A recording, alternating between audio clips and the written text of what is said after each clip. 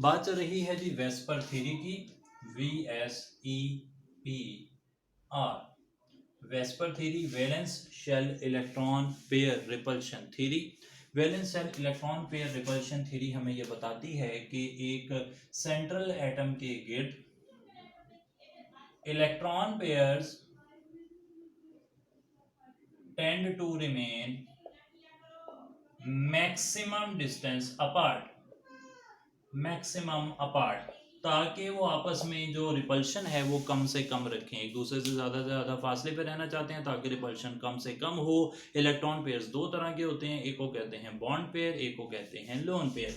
तो देखा ये गया है कि इलेक्ट्रॉन पेयर्स जो हैं उनमें लोन पेयर और लोन पेयर की रिपल्शन लोन पेयर और बॉन्ड पेयर से ज़्यादा होती है और बॉन्ड पेयर से भी ज़्यादा होती है। इसी वजह से lone pairs occupy more space than bond pair. याद रहे कि दो एटम्स के दरमियान में अगर कभी डबल बॉन्ड होगा या ट्रिपल बॉन्ड होगा, behave exactly like single bond. सही है जी।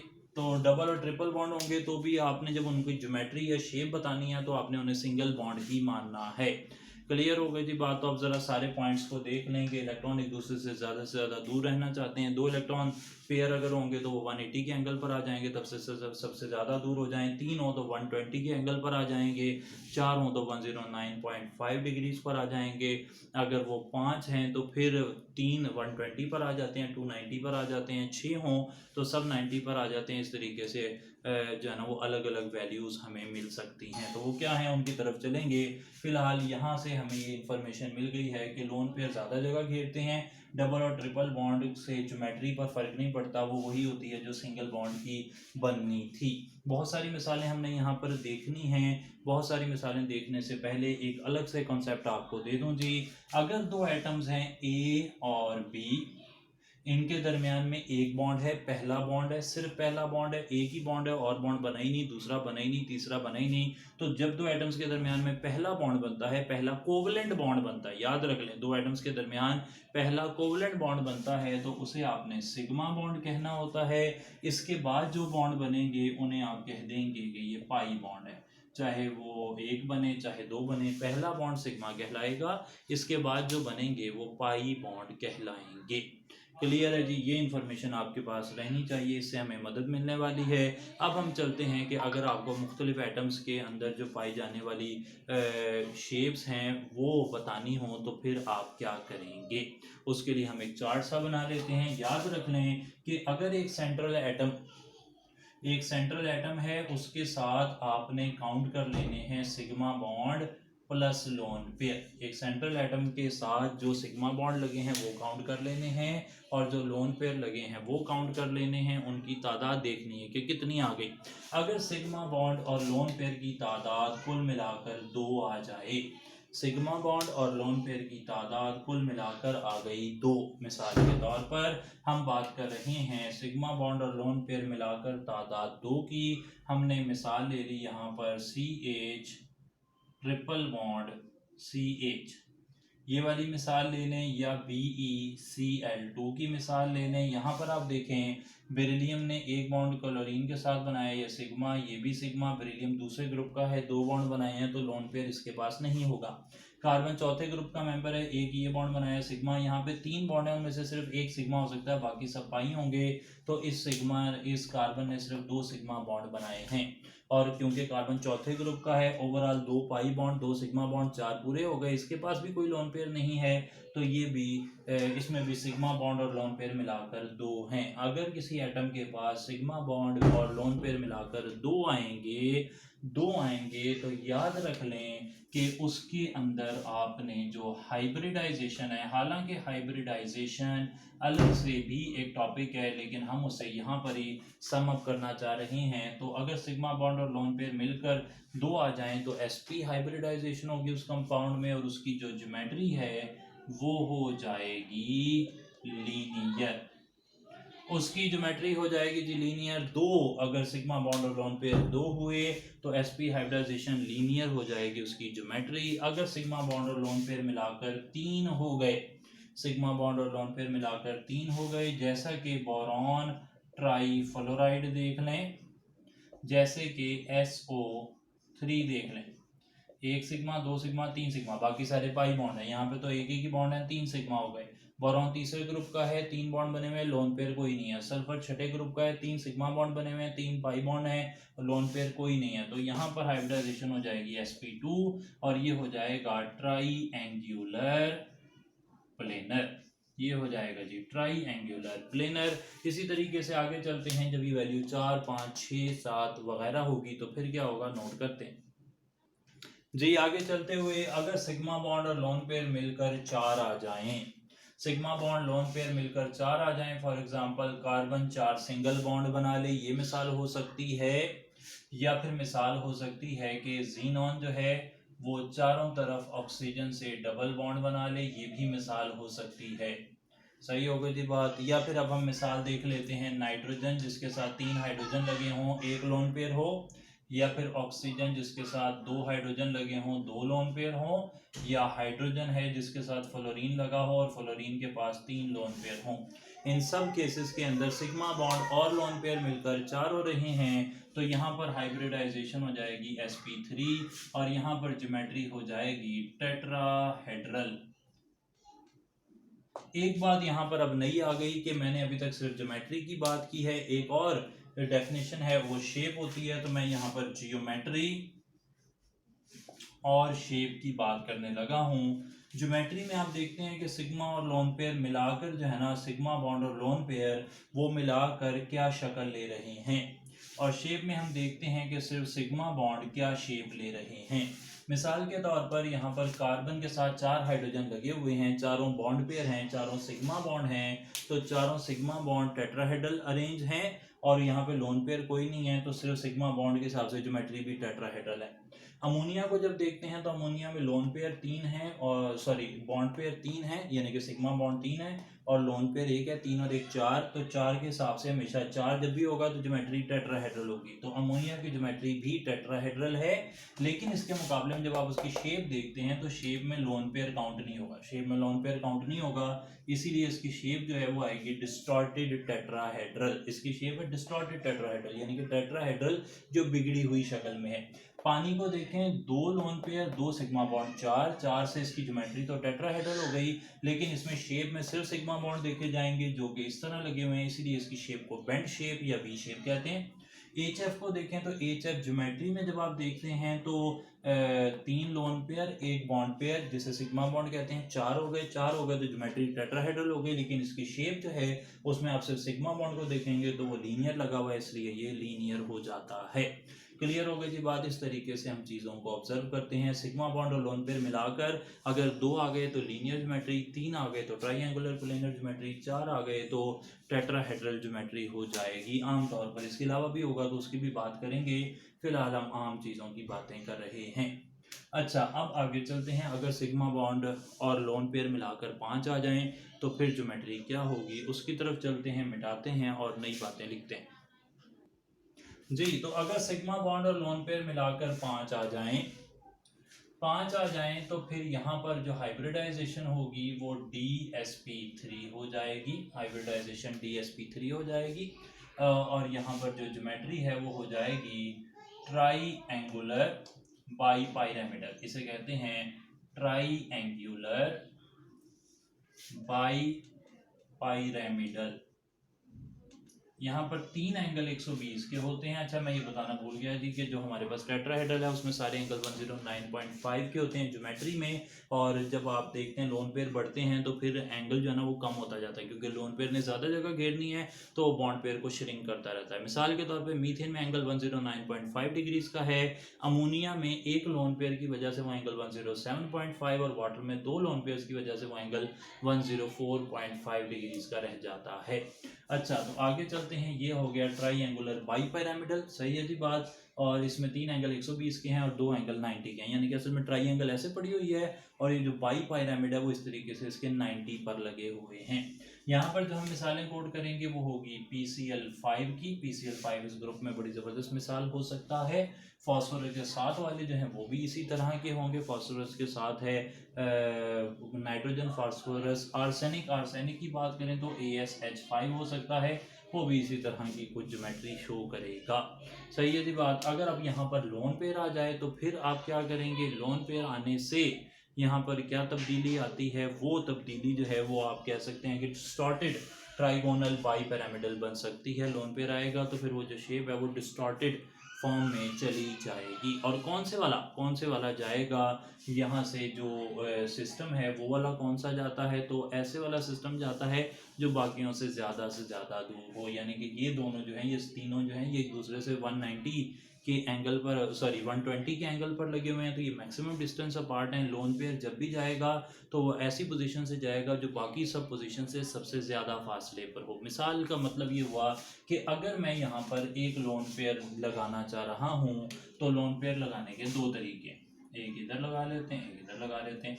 एक तो ये हो सकता है कि लोन पेयर जो है ना वो यहाँ लग जाए, लोन पेयर, सही जी। अगर लोन पेयर यहाँ लगेगा तो वो इस तरह हमारे पास शक्ल है और उसके साथ 90 के एंगल पे लोन पेयर लग गया। तो लोन पेयर अब सब बॉन्ड पेयर से 90 के एंगल पर है, तो ये कोई इतना फायदेमंद काम नहीं लग रहा। लेकिन अगर लोन पेयर यहाँ कहीं लग जाएगा तो अब लोन पेयर यहाँ पर लग गया, इसके अंदर ये जो हमारी प्लेन है उस पर लग गया, तो उस पर लग के वो ऊपर और नीचे वाले से तो 90 के फासले पर है, जो कि बुरी बात है, लेकिन बाकी दो से वो 120 के फासले पर है, जो कि अच्छी बात है। इसलिए जब भी आपने एक लोन पेयर लगाना हो तो यहाँ लगेगा, और जब दो लोन पेयर लगेंगे ना तो फिर ये वाला हिस्सा यहाँ पर भी लोन पेयर आ जाएगा, और इसकी वजह से टी शेप मालिक्यूल बनेगा। इसे कहते हैं टी शेप मालिक्यूल। जिस तरह वाटर वी शेप मालिक्यूल है ना, इसी तरीके से अगर ये वाली सिचुएशन आ जाए, यानी कि सिग्मा बॉन्ड लोन पेयर 5 आ रहे हों और उसमें आपने दो जो हैं वो लोन पेयर लगाने हों, तो फिर आप लोन पेयर कैसे लगाएंगे, आपने टी शेप मालिक्यूल बना देना है। ये इन्फॉर्मेशन हमने AB5 में देख ली। AB5 का मतलब है ए के साथ 5 दूसरी चीज़ें लगी हुई हैं और उनमें से 5 के 5 बॉन्ड पेयर, या फिर 4 बॉन्ड पेयर एक लोन पेयर, या 3 बॉन्ड पेयर 2 लोन पेयर हैं। इस तरह की सिचुएशन यहाँ पर है। इस तरह के मालिक्यूल की मिसालें मैंने आपके सामने कोड कर दी हैं। इसके बाद आगे चलते हैं और अगली मिसाल में 6 होनी चाहिए ये वैल्यू, देखते हैं तब क्या होगा।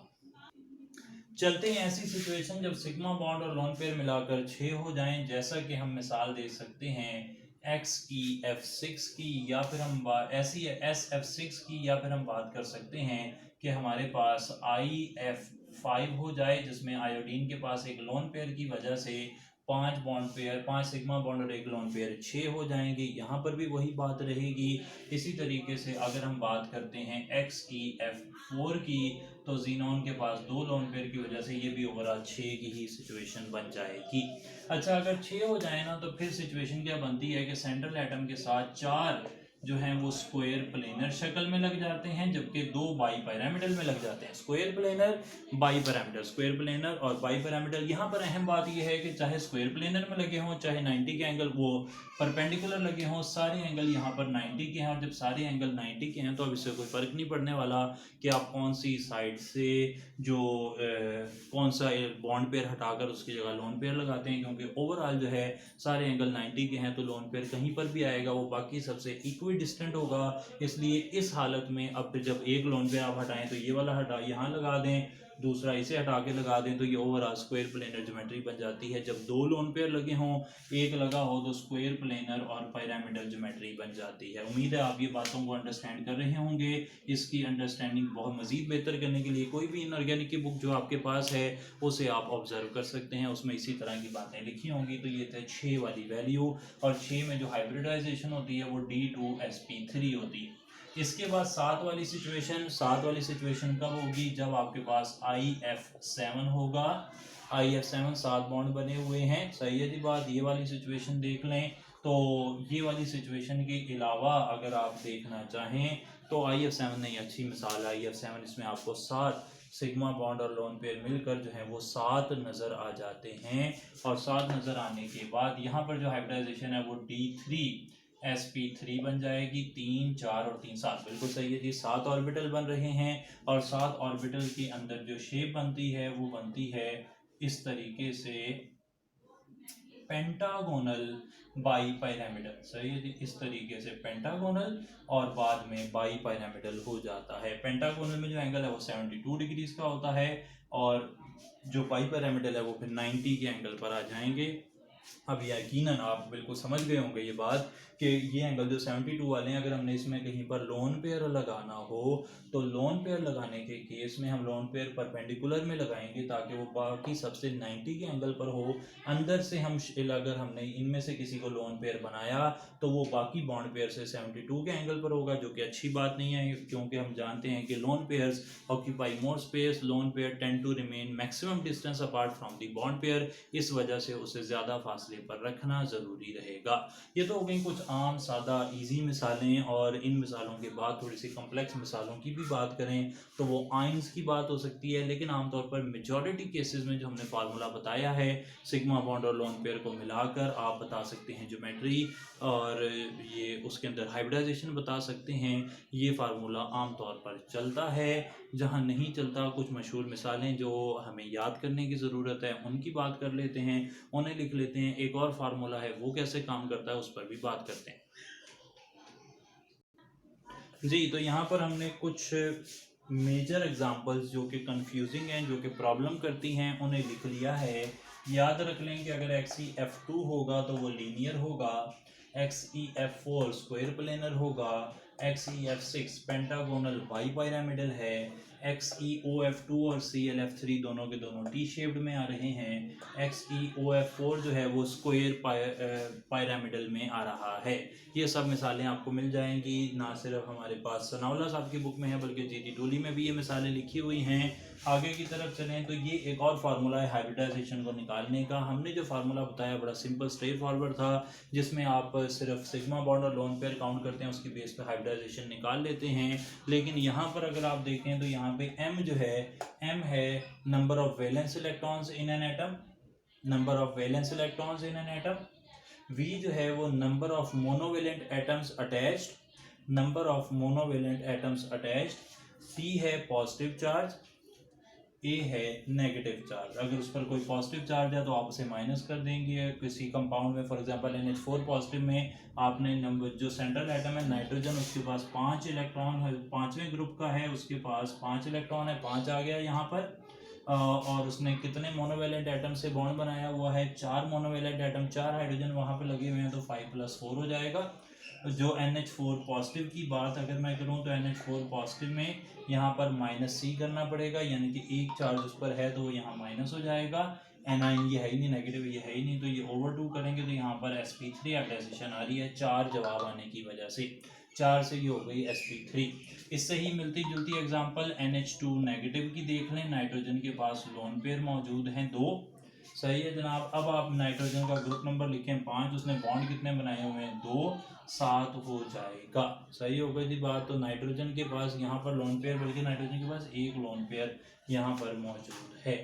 सही हो गई थी बात। तो अब यहाँ पर नाइट्रोजन को अगर आप देखते हैं तो नाइट्रोजन के पास चार्ज है नेगेटिव, जो चार्ज है उसे आपने ऐड कर लेना है। कैटाइन ये नहीं है, ये वैल्यू वाली माइनस हो जाएगी। एनाइन, जो एनाइन पर चार्ज है उसे आपने 1 कर दिया और यहाँ से आपने डिवाइडेड बाई 2 किया तो यहाँ से भी 4 आ जाएगा, और ओवरऑल यहाँ पे भी sp3 हाइब्रिडाइजेशन हो जाएगी। तो sp3 हाइब्रिडाइजेशन NH2 नेगेटिव में भी है और NH4 पॉजिटिव में भी है। नाइट्रोजन के पास NH2 नेगेटिव हो तब भी, बल्कि NH2 नेगेटिव में भी 2 ही लोन पेयर बन रहे हैं, क्योंकि नाइट्रोजन के पास sp3 हाइब्रिडाइजेशन है तो 2 बॉन्ड पेयर होंगे, 2 लोन पेयर होंगे।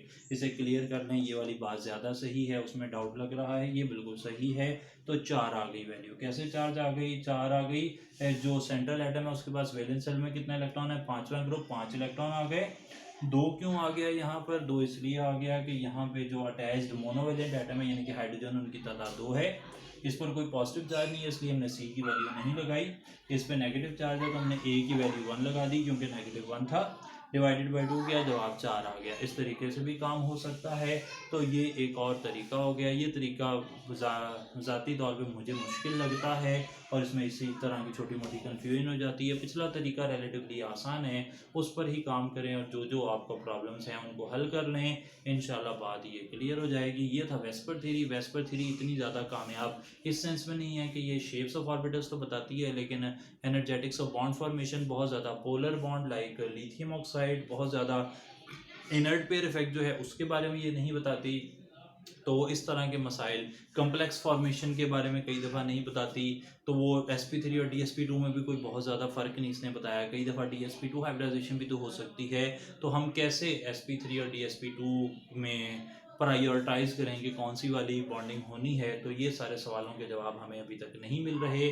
इसके लिए फिर हम शिफ्ट, इसकी वजह से नहीं, वजह तो कुछ और ही है। एनर्जेटिक्स ऑफ बॉन्ड फॉर्मेशन वगैरह को समझने के लिए हम शिफ्ट किए हैं VBT पर। VBT के बेसिक पोस्टुलेट्स देखते हैं। वैलेंस बॉन्ड थ्योरी जो है वो बताती है हमें कि वैलेंस ऑर्बिटल्स जो हैं वो बॉन्ड बनाने में हिस्सा लेते हैं। यहाँ पर मेन पोस्टुलेट को हम ऐसे कह सकते हैं कि only valence shell forms bond, और दूसरी बात ओनली हाफ फिल्ड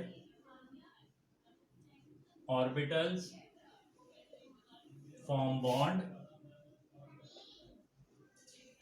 तीसरी बात, overlap is must for bonding, और overlap is directly proportional to strength of bond. जितनी ज़्यादा ओवरलैप होगी उतना बॉन्ड मजबूत होगा, अगर ओवरलैप नहीं होगी तो बॉन्ड नहीं बनेगा। मुख्तलिफ किस्म के ओवरलैप कैसे हो सकते हैं?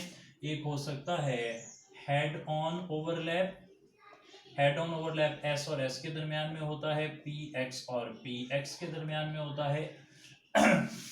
P और P कर लेते हैं, PX ज़रूरी नहीं है, PZ भी हो सकता है, और S और P के दरमियान में हो सकता है। ये बात याद रहे कि जब दो एटम्स आपस में मिलते हैं तो उनमें सिर्फ पहले ऑर्बिटल जो हैं, याद रख लें, जो सिग्मा बॉन्ड बनाते हैं ना, वही हेड ऑन ओवरलैप करते हैं। तो हेड ऑन ओवरलैप से बनता कौन सा बॉन्ड है? सिग्मा बॉन्ड बनता है। क्योंकि पहला एटम सिर्फ हेड ऑन ओवरलैप करता है, इसलिए सिर्फ एक ही सिग्मा बॉन्ड बनता है, बाकी सब पाई बॉन्ड बनते हैं। और पाई बॉन्ड के लिए होती है साइड वेज ओवरलैप, और sideways overlap like this, इस तरह होती है। और ये पहले पी के मिलने के बाद जो बाकी पी हैं वो साइडवेज ओवरलैप करते हैं और पाई बॉन्ड बनाते हैं। साइडवेज ओवरलैप में probability of finding an electron is above and below the line joining the two nuclei, जबकि हेड ऑन ओवरलैप में it is around the line joining the two nuclei. इस तरीके से होता है। ये साइडवेज ओवरलैप थोड़ा सा वीक है और हेड ऑन ओवरलैप थोड़ा सा स्ट्रॉन्ग होता है। तो sigma bonds are stronger, pi bonds are diffused. Pi bonds are diffused, सही, वो फैले हुए हैं, मुंतशिर होते हैं। तो ये वैलेंस बॉन्ड थ्योरी से हमें थोड़ी सी बातें पता लगी हैं। इसी बेस पर हमने आगे हाइब्रिडाइजेशन की बात की थी। हाइब्रिडाइजेशन जो है वो हमने देख लिया, मेन जो उसका हमें आइडिया चाहिए था। हाइब्रिडाइजेशन होती क्या है? Atomic orbitals of different energy वो मर्ज कर जाते हैं, आपस में मिल जाते हैं और न्यू ऑर्बिटल्स बनाते हैं having same shape and energy. जितने एटॉमिक ऑर्बिटल्स मिलेंगे उतने ही हाइब्रिड ऑर्बिटल्स बनेंगे। हाइब्रिड ऑर्बिटल्स की एनर्जी एक जैसी होगी, उनकी शेप एक जैसी होगी। याद रख लें आप कि जब मैंने कहा है कि सिग्मा बॉन्ड जो है S और S बनाते हैं, पहला पी बनाते हैं, S और P बनाते हैं। इसी तरीके से जो हाइब्रिड ऑर्बिटल्स हैं, हाइब्रिड ऑर्बिटल्स वो हमेशा ही सिग्मा बॉन्ड बनाते हैं, वो कभी पाई बॉन्ड नहीं बनाते। तो कुल मिलाकर समरी ये है कि पाई बॉन्ड सिर्फ एक ही तरह बन सकता है, और वो जो पहला बॉन्ड पी का बन गया ना सिग्मा, उसके बाद जो पी बनाएंगे ना वो पाई बॉन्ड होगा। वरना एस एस से मिले, एस पी से मिले, हाइब्रिड ऑर्बिटल एस से मिले, हाइब्रिड ऑर्बिटल पी से मिले, हाइब्रिड ऑर्बिटल आपस में मिल जाएं, जो मर्जी होता रहे, सब में सिग्मा बॉन्ड बनेगा। और सिर्फ पहला बॉन्ड सिग्मा है, उसके बाद बाकी सारे बॉन्ड जो हैं वो पाई बॉन्ड होंगे। ये कुछ इन्फॉर्मेशन थी वैलेंस बॉन्ड थ्योरी के बारे में और हाइब्रिडाइजेशन के बारे में। अब हम आगे चलते हैं और बात करते हैं मॉलिक्यूलर ऑर्बिटल थ्योरी की, फिर बात होगी फजान्स रूल्स की।